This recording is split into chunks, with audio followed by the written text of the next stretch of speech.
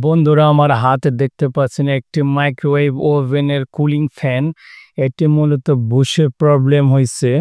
এইটি আমি এখন রিপেয়ারিং করব, সেটি আজকে দেখানোর চেষ্টা করব। Let's go. বন্ধুরা, আমি এখন ফ্যানের প্রপেলারটি ওপেন করব, যেহেতু বুশটি জ্যাম হয়ে গেছে।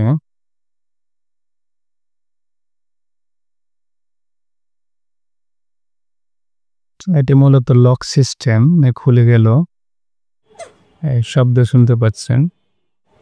মূলত বুশটির সাথে রডটির সাথে ঘর্ষণের শব্দটা হয়। এখন স্ক্রু করব ধীরে ধীরে, খুব সাবধানতার সাথে এটি করতে হবে, কারণ সাথেই খুব চিকন ওয়্যারের একটি কয়েল আছে যার সাহায্যে মোটরটি রান করে। খুলে গেল, ঘুরিয়ে এখন দেখবো। এখন এই বুশটি আমি ওপেন করব, দেন স্ক্রুগুলোকে আমি এখন আনস্ক্রু করব স্ক্রুর সাহায্যে, স্ক্রু ড্রাইভারের সাহায্যে।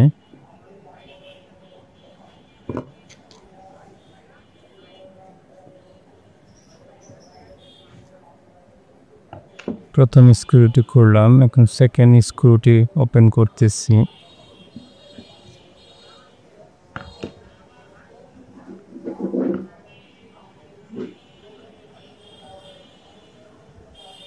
বেরিয়ে আসতো মোটরের মূল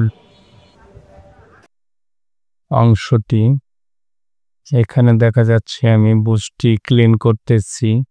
সময় স্বল্পতার জন্য আমি ফরওয়ার্ড করে দিয়েছি। আপনারা দেখতে পাচ্ছেন আমি কিভাবে ক্লিন করতেছি কটনের সাহায্যে। এখন হয়ে গেছে, মোটামুটি ফ্রি হয়ে গেছে।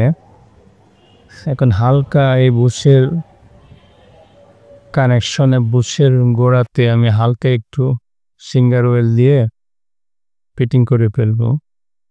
দেখতে পাচ্ছেন কিভাবে আমি এইগুলোকে ক্লিন করতেছি। দেখেন পরিষ্কার হয়ে যাচ্ছে। যেহেতু এখানে ম্যাগনেট হয়, সেই জন্য এই জায়গাটা পরিষ্কার থাকা খুবই জরুরি। ব্যাস হয়ে গেল। এখন সেটিং করব। সেটিংটাই হচ্ছে মূলত খুব সেন্সিটিভ ব্যাপার। সামান্য মিলিমিটার একটু টাল হয়ে গেলেও দেখা যাচ্ছে যে মোটর ঠিক মতো ঘুরবে না। আমাকে বেশ কয়েকবারে সেটিং করতে হয়েছে।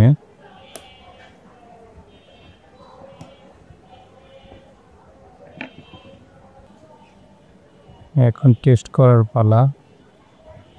আমি এখন এসি 220 ভোল্টেজ দিয়ে মোটরটাকে টেস্ট করব। হ্যাঁ, রান হয়ে গেছে বন্ধুরা, কোনো শব্দ নেই।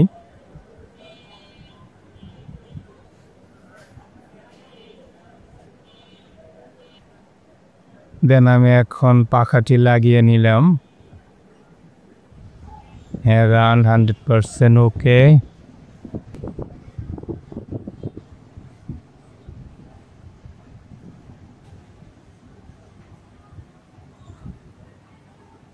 বন্ধুরা, মূলত আমি এই ভিডিওটির মাধ্যমে এই মাইক্রোওয়েভ ওভেনের মতো কীভাবে জ্যাম হয়ে গেলে ক্লিন সিটি আসতে দেখানোর চেষ্টা করলাম। আশা করি এই ভিডিওটি আপনাদের ভালো লেগেছে। আর ভালো লেগে থাকলে লাইক করবেন, শেয়ার করবেন, আমার এই চ্যানেলটি সাবস্ক্রাইব করবেন। ধন্যবাদ। আবার দেখা হবে নেক্সট টাইম, নেক্সট ভিডিওতে।